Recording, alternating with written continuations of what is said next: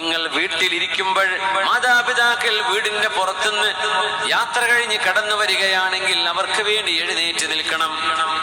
നിങ്ങളും അവരും ഒരുമിച്ച് നടക്കുകയാണെങ്കിൽ മക്കൾ ഒരിക്കലും ഉമ്മയുടെയോ ഉപ്പയുടെയോ മുമ്പിൽ നടക്കരുത്, ബാക്കിലാണ് നടക്കേണ്ടത്.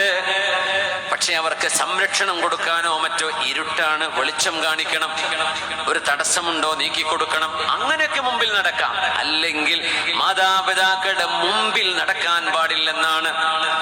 അവരെ കാണുമ്പോൾ സലാം പറയണം, അവരെ കാണുമ്പോൾ സലാം പറയണം. വീട്ടിൽ നിന്ന് ഇറങ്ങുമ്പോഴും കയറി വരുമ്പോഴും അവരെ അഭിമുഖീകരിക്കണം, അവരോട് സലാം പറയണം. മാതാപിതാക്കളെങ്ങാനും വാർദ്ധക്യത്തിലേക്ക് കടന്നാൽ തീർച്ചയായും അവർക്ക് ഒരുപാട് സഹായം ആവശ്യമായ നേരമാണ്. അവർക്ക് കൈപിടിക്കണം, അവരോട് സോഫ്റ്റ് ആയിട്ടേ സംസാരിക്കാൻ പാടുള്ളൂ. പിന്നെ പറഞ്ഞു, മാ ബറ ബിഅബവൈഹി മൻ അഹദ്ദ അൻ-നദറ ഇലൈഹിമാ. കുട്ടികളെ കേൾക്കണേ, മാതാപിതാക്കളോട് കണ്ണുകൂർപ്പിച്ച് നോക്കിയവൻ മാതാപിതാക്കളോട് നന്മ ചെയ്തവനല്ല.